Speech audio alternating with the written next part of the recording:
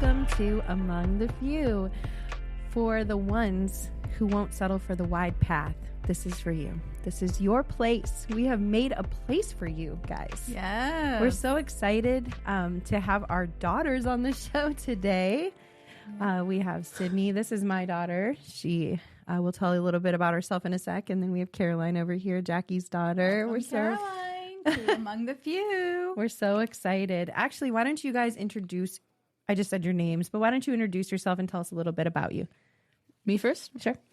My name is Sydney, and I'm 14 years old, and I go to Lake Middle High School, and I'm a freshman. I play violin for orchestra and play a little bit of guitar, and I sing for my youth group. Awesome. Nice. Exciting. Hi, my name is Caroline. I go to Barberton High School. I am also a freshman, and I really love musical, choir, and I also love pickleball. Oh, yeah, pickleball. Pickleball. Yeah. You like pickleball too, Jackie, don't you? I do. I don't play professionally. I'm more so it's fun. Let's hit the ball back and forth. So Yeah. We have a pickleball net at our house. Did you know that, Caroline? Yeah. And they have pickleball courts at near their house, like actual pickleball courts. I know. Yeah, you guys we go right over down there. to the park, Yeah. which is great. It's Well, awesome. we are really looking forward to this episode because Among the Few is all ages. You don't have to be a grown-up to be among the few, the ones who have found abundant life in Jesus. So today we just are going to kind of ask some questions about what it is like to have a biblical worldview as a teenager, because they're both teenagers. And I have 3 teenagers. This is Jackie's oldest, which we've talked about.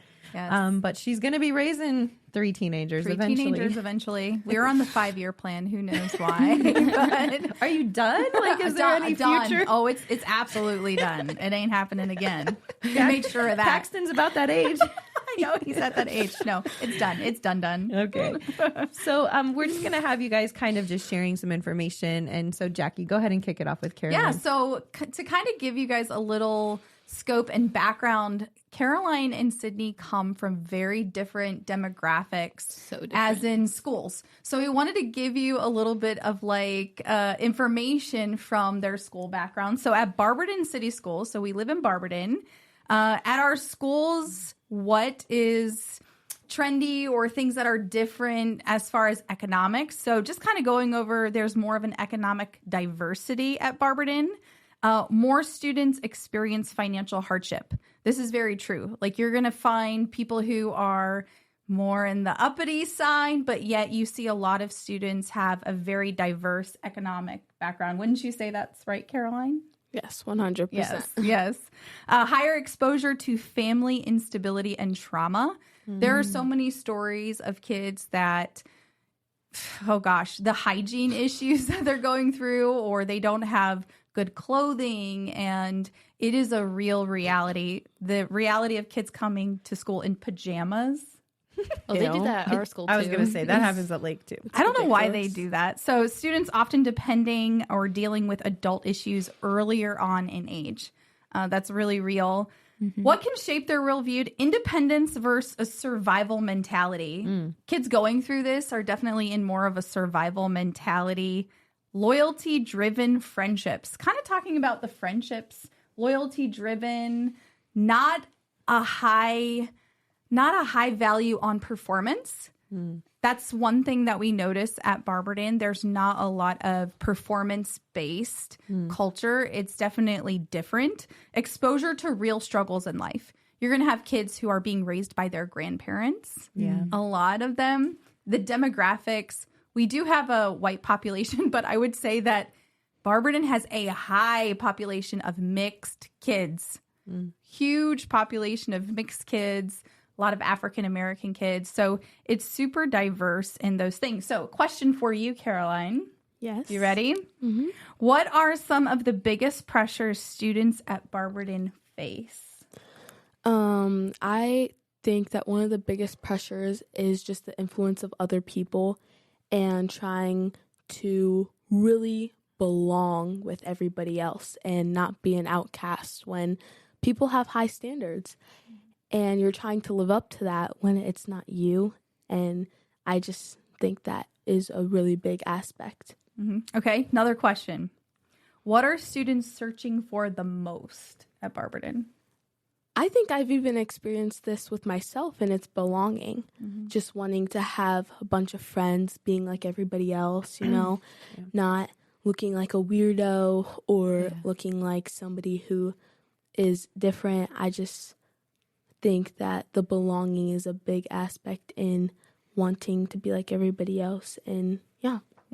But the point, like, even though they're from very different demographics, Sid and Caroline are best friends. Yeah. So the question that we could also ask is, what is the common denominator that pulls them together, that unites them in their friendship? And I would have to say faith, their faith and going after their faith is, even though they're on very different backgrounds as far as where they live, their faith really unites them together. Yeah. I think our family dynamics are incredibly Very same. similar. So like, you know, how we raise our kids, the values that we have in our home, obviously we're on track for the same things. But so, you know, I think that kind of stuff is easy to land on. But I do think you guys are, because you're facing different things, I'm sure your conversations are unique. Like, oh, I didn't know you were dealing with that, Caroline, or I didn't know that you had that kind of pressure, Sydney. So it's good to kind of know these differences and navigate through them. So at Lake, our school, I would say we were kind of trying to discover this. We have all different kinds of economic backgrounds, of course. But if you would like take a poll of our school, I think we would definitely be in the middle class to upper middle class range, majority of the people. We live in a small ranch house, and most of Sydney's friends are living in pretty big houses. Pretty large houses, you know, no big deal to pay for a sport, $200 to have to buy all the equipment, no big deal. Travel sports, you know, dance classes, all of those things are done at the school. Nobody cares. It's like $200 is no big deal. You know, they're just throwing out $200, and sometimes $200 is hard for us. Not that we're broke, but it's just in that moment, you know, we're like, well, we had this happen and this happened. So now $200 isn't like the easiest thing for us to come by. And actually, so I would think we're probably on the lower end of like some of those. I was going to say we're probably on the higher end of Barberton. Yeah. Ben and I, because, you know, you don't have your kids. We took our kids to Kenya. Yeah. And when was the last time someone in your school went to another country? Or even vacation. Oh, probably like over spring break of last year, or maybe this summer, but not a lot. But you don't hear a lot of kids going to like other countries. Oh, no. Last summer, like three of their friends were in Italy and like Paris. There's this girl at my school. She goes to Europe every year, or 2 times a year. Just like no family in Europe that they visit. She's from Europe. Oh, she's from Europe. She's from Serbia. Okay, but that's different. Like you had friends going to Italy for vacation, going to Greece, and then we're going to like Charleston to visit my brother. But that's fine. I mean, we have a great life, you know. Yeah, anyways, let me get into this a little bit. Yeah. So we live in a community that was primarily like Mennonite Amish. Kind of the fabric of our community was that farmers. Very, very faith-driven community for many years. Not everyone in our community has a belief in God, but I would say when we were growing up, you almost never met someone who didn't go to church on some level. Yeah. And Joe and I grew up there, so that was 30 years ago that we were in school doing what she's doing now. Definitely, there's a lot of pressure for academic expectations on the kids. We were talking about this last night with my son. My son, he's a junior. He's 45th in his class, and his weighted GPA is 4.1. 45th. Yeah. 45th is crazy. Crazy. For a 4.1 GPA. Yes, that means 44 kids have a higher than that. So what does it take to be valedictorian at Lake High School? It takes a lot. A lot. So much. You know, and we're not even the best academic performance in the area, but like there's a high value on that. And we were just talking to one of the other girls that we know, and she was talking about how like her GPA was like 3.9, and she felt like she was like doing a terrible job. And I'm like, well, that's a lie. You know, it is a lie. Yes, So that's I think amazing. GPA. Yeah, so the achievement pressure, the pressure to be involved in every extracurricular, have every AP class on your schedule, to have perfect grades, like that's real in our school. And even the friends among them will kind of be like, you're not taking that class, you should take that. Like there's a lot of pressure for that. And so then there's also this like level of social expectation too, like to have the hair, to have the clothing, to have the shoes. Years ago, Sydney got made fun of because she didn't have Nike Panda Dunks. You remember when those were like really popular? Mm-hmm. I couldn't afford them at the time. And so we got her a Puma version, which she still wears. Still Like wear she them. still loves them. But they were calling them. They're like knockoff brands, fake. I'm like, well, this is an actual brand. It's Puma. Like this is not like. Yeah. So anyways, just stuff like that is kind of just annoying. So Sydney, what kind of pressure do you feel like, students at Lake feel the most? Well, you already like touched on this a little bit, but so much academic and athletic. It's like all the time. Like some people play like 3 sports, and like when I say I don't play a sport, everyone's like, well, you don't play a sport. Like, why don't you play a sport? And then like, you're like, do I have to play a sport? Or like lots of my friends are taking this AP English or history class, and I told them I was not going to do it. And they're like, you're not going to take it? I'm like, well, it's really hard and it's challenging. And then they're trying to pressure me into being like everyone else, trying to be that academic scholar and that super cool athletic person who just like does everything. Like there's so much like just standards, like you have to be this so you can be cool. Like if you don't, like your grades have to be great.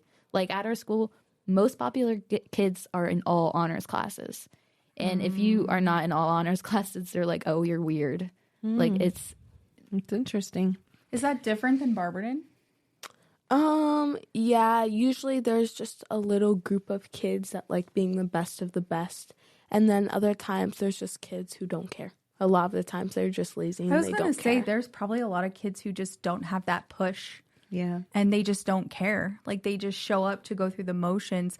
When I went to Barberton, I feel like that was what we dealt with the most, is that it's almost like they had no hope for their future. There wasn't push. Yeah. Probably from parents who may not have gone to college, or they're just, so I think the demographics of, Barberton being maybe more of a low income mentally, poverty in the mindset. Yeah. And so it's very different than Lake. Yeah. Drastically different. Well, Yeah. like you're pressured to kind of know what school you want to go to. Like Tristan feels like he should probably know by now. He's a junior, and I'm like, you've got a year. Like you don't have to make any of those choices right now. What are you going to do with your future? All those things. So these are important. Like there's still pressure in obviously the generation. There's tons of pressure. Oh, yeah. So yeah, we hear you guys. You guys are going through it every single day. Every day. Yeah. So what about your friend groups? Let's talk about like diversity in those groups. Explain kind of what it means to be your age in high school right now and all the different kinds of people you're around. And I don't know, I would just love to hear just some of your, personal experiences or whatever, you guys are experiencing. So whoever wants to go first, if you have a story to share or something you want to talk about. I can go. Okay. And so I think that I am in a friend group where none of them are Christian. They all come from very different homes. And so I try to I try and like make an impact on their lives. Either whether it's me just giving them a smile or me telling them about how they did something really good. And also I think they're in friend groups, like there's so much diversity you can choose, and there's different groups and different social status, and a lot of people converse with others that they find similarities to. Like if one is really funny, usually they'll find somebody else who's really funny. And so I don't know how I got in my friend group because none of us are alike. But when I look at other friend groups, there's just a lot of the same people, or there is a lot of the same gender, if you know what I'm saying. Like a lot of guys will get in friend groups together. And yeah. So you usually link up with similar Yeah. But also you're in those friend groups, maybe you're around them the most throughout the day. Like you may have some of the same classes. Yeah. I know Caroline is in the advanced placement classes at Barberton. And so it's the same kids in the advanced placement throughout the day. And then if they do extracurriculars, and we've seen this too, is the same kids who are in the honors classes are the same kids doing the extracurricular classes. Yeah. And they're all around each other. So when you're around each other the majority of the day, you're building those core relationships through conversation and things like that. But let's go back to some of your friends. Like, do they believe? I mean, they believe completely differently than you. Yeah. So one of my friends, it's a guy, and he is a little bit on the more queer side. And so he has beliefs in God, and he believes in God, but he doesn't really follow through with it. So it's kind of that belief is there. Then I have another friend. She is kind of just doesn't really do a lot, doesn't think about her religion that much, isn't really involved in anything. Then I have another friend who's very strong about what she believes in, and she's one of my really good friends. She's very strong in what she believes in, and it takes a lot to move her. And it takes a lot to make an impact. And so I just have other people who are more lenient towards it, some who just don't really care, and then others who are very strong and really need a lot of evidence in order to follow through. So you're talking about like their sexuality preferences are different. Yes. Their moral code is different. Yes. So it's different, and it's probably even conflicting on some of those levels. And I know like some of them think that it's okay to be transgender or gay, and you can also be a Christian. And I'm like, well, I don't believe that. But then it's hard to express your beliefs when you just want to be friends. So it kind of just... So does that create pressure for you, like to stay silent or want to adapt to their beliefs? Yes, it's a thing I think about every day, whether I need to say something or whether maybe I should be quiet. Is it that important? Is it not important enough? Yeah. It's just kind of questions that filter through your head when people are saying stuff that go against what you believe. Yeah. Are you experiencing that too? All the time. My friend group is kind of like the opposite of Caroline's. Like all my friends consider themselves believers. They go to church, their families work in the church, they go to church every Sunday, read their Bibles. But then again, like my friend group, well, I'm in many friend groups, but my main friend group, like that I've been friends with since like 5th grade, like there's very different. Like my one friend, her mom is a leader in the church, but she doesn't really speak about her faith. She's very quiet about it. She doesn't like represent like t-shirts. She doesn't wear t-shirts. She's really nice. Like she's a great girl. But then there's another girl. Her parents are not really close with God, but she is in love with God. Like she reads her Bible every day. She goes to all of these faith-based things at Lake, and she is like constantly telling me like, Sydney, I learned something new in the Bible, and I want to tell it to you. She's like so happy. She comes to our youth group. And then there's also some other people, like another one of my friends. She used to be like she used to always say like, I'm a Christian, but I cuss. Like she used to, like, that's a thing my mom says all the time. Like you cannot be I a love Christian. Jesus, but I cuss a little. Like she always, me and her used to like debate about like, she's like, but the Bible doesn't say like you can't cuss. I'm like, actually it does. And so, but now she's changed. She's a little bit better, but she still like cusses a little bit, but she considers herself as a Christian. But a lot of times in school, everyone, like, if you ask someone and say, are you Christian or do you believe in God? They're like, yes, I'm a Christian. And then I'm like, do you cuss? And they're like, almost 9 times out of 10, they always say yes. And they just put this label as like a Christian on themselves. Like if they believe there's a God, not making him the center of their life. Like, good point. Christian is a word that they just throw around. Yeah. Well, it's like I said, it's kind of woven into the fabric of our community, but that doesn't necessarily mean that they're really honoring God in any of their choices. And just for the record, I don't say I'm a Christian, but I cuss a little. It's something I hate that people say. Just so you know when she was referring to that, because because I said it and then I realized like for the listeners out there, this is something that I'm like really adamant about, because like I had a bad mouth coming to Jesus. And so I had to surrender my mouth to the Lord. And like, and that's something I believe is a huge step in all of our faith, is surrendering things to the Lord as like they're just not pleasing to him, you know? And why are we doing it? But kind of just for you to share, like, what challenges do you have as far as like feeling that pressure to, you know, agree with some of like the cultural things that are happening inside your friend group, you know, people that you're meeting? Well, as I go around the school, like I said, lots of people cuss. And I feel like since I'm a person who doesn't, like, that makes sure I don't, like, when I say like shoot or like, oh darn, people look at me weird, like, why didn't she just like use a cuss word? And sometimes I'm like, well, maybe if I cuss, maybe I'll be cooler. Or maybe like vaping is a huge thing, and it's a huge thing at our school. I'm like, well, maybe if like I do some of those things, maybe I'll feel like belonging. Like Caroline said, like belonging is a huge thing, wanting to fit in everywhere. Like there's like groups of people, there's lots of cliques, but you like have to do this thing to be considered cool. Like I can't say I'm a pastor's kid and like people say like, oh, that's cool. Like most people are like, oh. And then they stay away from you. They're like, and then I got made fun of for being a pastor's kid. I'm like, is that a bad thing? Yeah. And well, some people consider it as a bad thing because they don't want what they make their life about. They don't want me to prove it wrong. Well, also they don't want to feel judged, right? I mean, isn't that that's the biggest thing. They don't want to feel judged. Yeah. That's one of the things like I hear the most that as comes well. with Like, it.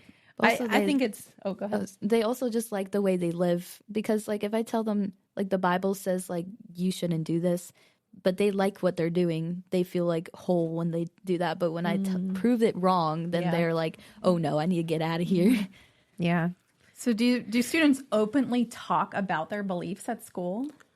Well, one of my friends does, very much so. And he challenges me a lot, which I love because it causes me to think about what I believe in and go deeper into it, and encourage me to be a better, not only Christian, but person in general myself. Yeah. Mm-hmm. And so I also think, going back on that friend group topic, like the cussing, when people are around you, it's kind of like, do I want to tell them I don't want you cussing around me, or is that saying too much? And I just think that comes up so much, whether you're like, do I need to say this? Is it necessary? Is it important in order to keep this friendship? And also a thing that I filter through is the people around you influence you. And so who you're hanging around, you also have to filter what you're going to talk about, what you're not going to talk about, how much you're going to talk to them, what's going to happen when you talk to them. And I just think that's very important. Yeah. So is it easy or difficult to disagree if you have a different belief than they do? Yeah. Is it easy or difficult to disagree respectfully, like when you're having these conversations? I find it difficult to disagree respectfully because it's kind of just confrontation. And that's not always comfortable. It's never like something that you want to do, but it also encourages you, and it can encourage others if it's done correctly and doesn't really offend them. But yeah, I think it's difficult. Well, on that note, do you guys think that your generation receives disagreement well? Oh, no. Absolutely not. Because didn't you just say when we were talking, like, well, they'll cancel us for that. So there's this idea that, like, we can't agree to disagree and still be friends and land on the same page. A lot of times, like, if we stir up the pot, right? Like, then it's a problem for a friendship. That's what we're talking about. Not just, like, people at school and generally, but, like, if you have a friend and you're like, I genuinely disagree with that, will you be able to be friends with them? Will they allow that? Probably not. Just as an example, in our school, like, lots of politics and stuff are going on in our school. It's a huge topic, especially at our school. But like, if you're like a Republican, conservative, or like liberal, like when someone says like you're talking to a conservative and the person that you're talking to is liberal, you're like, and they're like, oh no, I cannot talk to you. Like, we cannot be friends. like the belief, like two different beliefs that go against each other. Like, no, we cannot be friends. Like, it's not good. Which is crazy because, like, so we grew up in a time where you didn't talk about your political leaning almost ever. And so, like, that just wasn't a thing. Like, we didn't have social media. We weren't posting about things. So people didn't know who we voted for. It wasn't even a thing. Like, I wasn't even going to get into a conversation with people most of the time about, like, political things, and not especially at your age. That was not happening all the time. So you guys are just in really an onslaught. I wanted to read this scripture because it's such a good scripture for this reference right here. In 1 Peter 3:14 and 15, this is what I want to read. It says, "Have no fear of them, nor be troubled, but in your hearts honor Christ and as the Lord as holy. Always be prepared to make a defense to anyone who asks you for a reason for the hope that is in you, yet do it with gentleness and respect." And so this is 1 Peter 3:14 and 15. This is really the key because it says, always be ready to have a defense, always be ready to be responding, but also do it with gentleness and respect. And so I think you guys are, trying to navigate those waters. That's hard. Yeah. That's very hard. Yeah, I want to talk about social media. I mean, today we're in the information age where social media is in the fingertips of students your age, teenagers, even as young as elementary age. With Charlotte, she's coming home telling me that all her friends have phones, and I'm like, yeah, you're not getting a phone. Yeah. So do you guys feel pressure to present a perfect life online? Especially you both have Be Real, right? Mm-hmm. So when you get the ding, ding, ding, you can post a Be Real photo. Are you making... First of all, you get excited. Now, do you really put a lot of thought into like what you're posting? Yeah. I think I do. Just because I kind of want to look good. Like, I want to show people, hey, I'm looking good today, but I also want to be real. I like to be goofy. I like to show people like I'm funny and I'm happy. So I'll post videos like with my cross eye or something, or my tongue sticking out. And yeah, I think it's...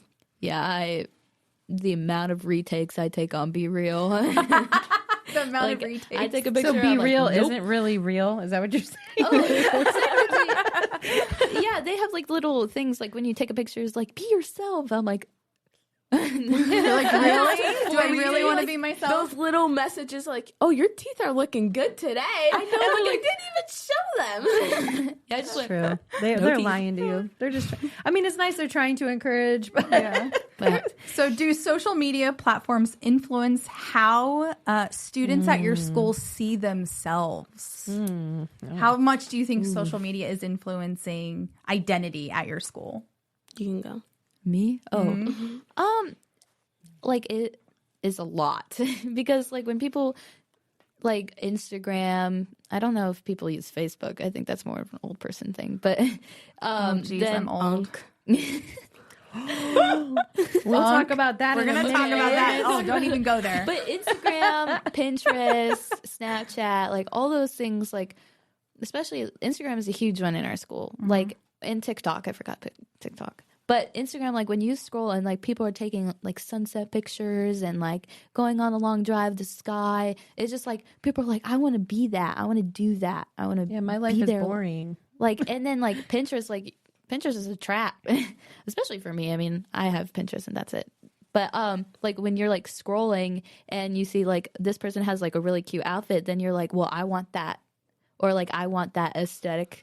Or it's just like it messes with your mind because you want everything else that you don't have. Mm-hmm. It happens to us too.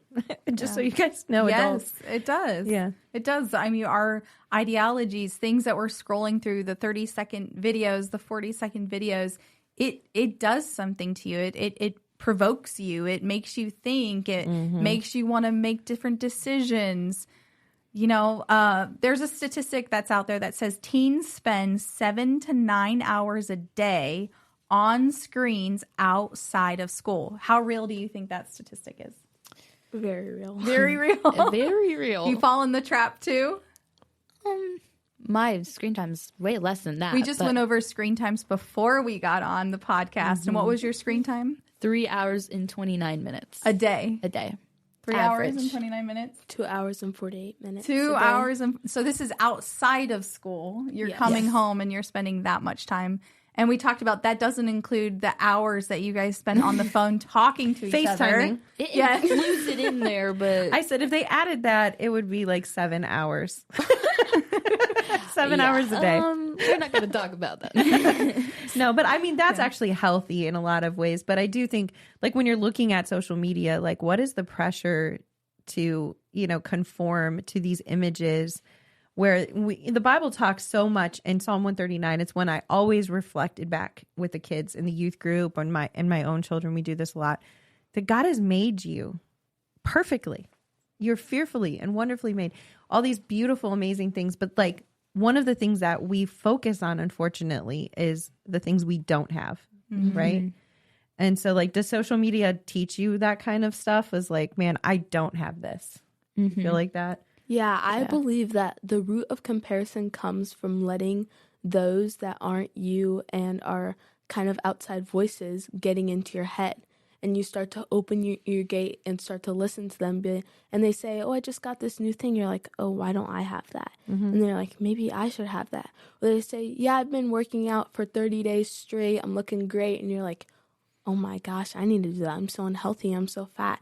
And so then you start to compare yourself. And that leads to insecurities and then leads to worse things that you do to yourself because you want to be like other people, which is not you. Yeah. Because God says over, and in the Bible it says over and over again, you were made perfectly. You were made in the image of God. The image of God is beautifully and wonderfully made. Yeah. So it's kind of just like leading to all those insecurities. Well, Sydney has a really interesting friend group because they're all incredibly small. And when I say small, I mean body very type small, tiny. Like 70, 80 pounds. And so last year, Really? like, but they're also short, like, Okay. and but just incredibly skinny. And so I was, until I saw them all at homecoming last year, she was always talking about how she thought she was fat. And I'm like, Sydney, you are not fat. Like, there's not even fat on you. Like, you're beautiful, but she's tall. She's just built different, And I saw these girls and I was like, oh, that's why she feels like that. So, I mean, whatever you're around all the time is almost teaching you things about yourself in a way that can be so unhealthy. Yeah. So the CDC has a stat that nearly 1 in 3 teenage girls report feeling persistently sad or hopeless. Oh, I see that. 1 in 3. So can you imagine, just like, out of your friend group, is this true? Like, would you say that that stat is really real when you're talking about hopeless or feeling sad with your friends? I do think it's true. A comparison in general is just a huge thing because when you compare yourself, you think you're filling holes, but you'll never be satisfied because there's always like a new trend because there's everything that like shifts because like soon like it's the hourglass and then it's like super thin and then like you can't like transition. And like my friends, like if they can't be like everyone else, then they're like, I'm not good enough. They have this thing in their head. I mean, I guess it's me too, because like when I compare myself to my friends, like I'm like, oh, I'm not like small like them. And I just want to be that. And then I work out or do whatever, but then I'm not satisfied because then I look like I starve myself to death or something. Like comparison, like sadness in these girls, like is because they're comparing themselves until there's like nothing left. Their personality changed drastically and now they're not who they used to be. Yeah. So how do you figure out your authentic self, guys? I believe it's just knowing who you are and what you're here for, knowing that you're not like everybody else. You're not going to be the same as everybody else, and believing that you are here for a purpose, you're here for a reason, and you're here to make a difference in people's lives and use your life for God and live for God. Yeah, that's good. So following the trends. Oh, goodness. All right. So we had this topic today where we're talking about the pressures to follow trends. Specifically, let's talk about some slang words. Bro. How many of you parents out there or, grandparents out there that are trying to decipher what are these kids saying when they say cooked? We say that in our house. Joe said it yesterday. He's like, man, I'm cooked. I'm like, that makes sense to me, though. I don't know. I was like, what does cooked mean? Like, other than like, is it disappointed or Well, it can be used multiple tired? ways. Because Okay, you're explain. cooking means like you're doing great. Yeah. Like you're cooking it up. You're when you're cooked. cooked, that You're means done. you're screwed. Yeah, you're tired. Okay, You're okay. overdone. How about the slang? I can't stand this in our house. Why are our children calling us bro? It's like Bro. this, bro, Hey, bro. bro, Yo, what's up, bro? Why? bro. Bro. This is what my kids look at me like too. Like it's Bro. judging, harsh. It has so much judgment behind. Bro, did you just say that, bro? So literally, I stop them and say, "Why are you calling me bro?" You guys are my parents. I guess we shouldn't call you that, but Like, why are you calling me bro? Okay, a new one we talked about this morning. Unk. What is that? means like you're like an older person's trying to be cool. Like when you guys are saying these slang words, unk. The cool uncle, you know, like Yeah, you guys are unk, but also it can be used in a bad way. It's kind of negative when it's been used toward me. Like we downloaded Block Blast this week because our kids are always playing it. Joe was like, "That looks fun. I got it." I was telling Now they're Tristan unk. last night, and he was like, "Mom, you're so unk." And then Presley was like, "That's like 2024." And I was totally judged. I was completely judged. Totally. And I was like, hold on. You guys are still playing that game. Sydney plays it every day. Whoa. It's the And only they're game like, on my yeah, phone." but you just downloaded it this week. I didn't even know about Block Blast until you It's told not me about worth it. it. It's not that exciting. It's a time sucker. You know what I mean? Oh, You geez. love But it, because though. I just downloaded it, I'm unk. Okay. What about low key, high key? low key. What is low-key, low-key, high-key? high-key cooking right now. Like that all in itself needs to be deciphered. Low key's probably my favorite word to use. I Yeah. use it all Okay, the give us time. an example of how you use Loki. Okay. So let's say I have a huge test and I'm like, Loki, I'm gonna fail. Like that means like So that's a bottom line, negative. I'm gonna fail. Like that's, and then high key is like high key. I'm gonna cook. Like I'm gonna do good. I'm gonna do good on this test. So it's just like low key's more negative and high key's more positive. My mind is so blown right now. I know This slang Okay, what about when someone pulls up? pulls up. pulls I'm up. about to pull up. Kind of just means like you're about to be there, you know, you're on your way, or pull up like in a fight, you could say. Oh, okay. And then you're just like, She's about to pull up. you know, Okay. Also, pull up could be like, I'm about to pull up, like you're going to go and like hit on somebody. Oh, or yeah, that pull can up has work. a lot of There's A lot of connotations. finna. Oh, I'm gonna fin him. But I don't know finna, that I one. can't It's say I'm like finna. gonna. Oh. Gonna. Oh, I have never. Finna bust you I've up. never heard that one. That's more of a African American culture Oh, okay. slang. Okay, Finna. then I guess All right, let's throw out some of our slang. Let's do some throwback, No. Lindsay. Okay, because I think you're the bomb, Jackie. Oh, totally the bomb. I loved the bomb. What about bomb.com? Bomb.com. Come on, Yes. you guys. Look at their faces. There's so much judgment happening right here. Teenagers are judgmental. Can we say that? The bomb. And I will still use the bomb. Yeah, because this podcast is off the hook. It is off the hook. Off the hook. And These are the best. and it's that's hot. It's hot. Oh, I did not hear that one yet. Yeah, that's hot. That's hot. Like this that. is That hot. doesn't feel like so old, does it? No, To it's say not that old. That's hot. I'm Yo. cooking. That's hot. Same idea. I mean, cool beans, right? Cool beans. Not the cool bean. Cool beans. What up, dog? What up, dog? Yes. What up, dog? Caroline's face, it just like drops. You guys are so embarrassed right now, aren't you? We weren't embarrassed What up, about dog? you. We should be. You guys are saying weird things. But it's in now. It's just that you guys are being You know, unk. we're being cool. I do think though we're gonna be unk. We're being unk right now. Oh my goodness. That's what is happening. Oh, sorry. I think the beauty of like seeing what the trends do though is like we all follow them and we have to be careful because the Bible says like do not conform to the Yes. pattern of this world, So true. but be transformed. So if we're falling into patterns though that are bad, like cussing or phrases that are nasty, like when we were kids, we had nasty phrases too. Like you could call people some pretty bad names and it would be widely accepted and stuff. So you have to be careful that you're not like falling in all those trends. Like, do you guys find yourselves like almost falling into a trend without knowing what you're saying or what it means at first? For me, I know I like knowing things. So if somebody says it, I'll be like, what does that mean? Like, what are you saying? Yeah. But I do think there are, oh my gosh, this is so bad. The sound that's like the bird and it's like, fa. Yeah. You know what I'm talking about? It's like that bird. I was obsessed with that for the longest time and I kept doing it. And then somebody was like, that's not right. Like, that means a bad word. I'm like, oh, I think I knew that, and I still kept doing it because I wanted to ignore it. Yeah. And then I was just like, crap, that was like the wrong move. Yeah. Yeah, so it's easy Falling kind into of, those isn't it? trends. Yeah, in our school, there's a lot of inappropriate talk. Like, lots of, like, if a teacher says something, people turn it into something bad.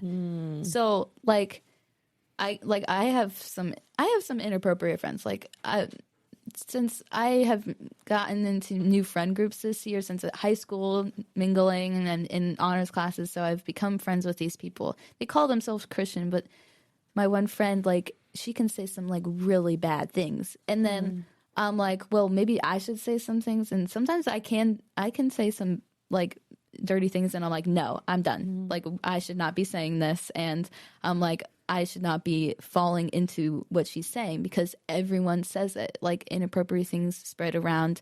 Same with cussing. Like, it's all over. And it's just something, like, I feel like I need to do, but I can't. Like, because that's like against my dirty morals. jokes and things like that. Yeah. Like, you got to be careful because, like, I mean, that just stuff is popping off, right? Or even gossip. I mean, Yeah, how gossip. much is gossip prevalent when Gossip. this person is talking about that person and you just want to fall in the trap of jumping on the trend of just destroying someone through your words? Yeah. Yes. That is something I struggle with the most. I will say that. Gossip is very hard to ignore and to not fall into just because you want to talk to people, but you also want to find some similarities that you're talking to them about. So if you start talking to them, you're like, oh, this person did this, then they agree. Then you go off and start talking about 100 different people, and it's such a rabbit hole. Like, if you gossip, then people are like, oh, you're cool because we're all talking about it. Like, if you don't talk about it, then you're like, why aren't you talking about it? Yeah. It's like so many Well, rumors. we want to kind of wrap this up because we're doing another segment with you guys, and I think everything else we want to discuss, we can wrap into that. So I just kind of want to leave with this kind of idea that we're presenting these concepts to you guys. When you guys are growing up in a culture that is just overwhelming, just the amount of data you're taking in. I've used this before. That they said that in like the 1800s, the amount of data that a person processes in one day in 2026 is as much as someone in the 1800s would have processed in their whole lifetime.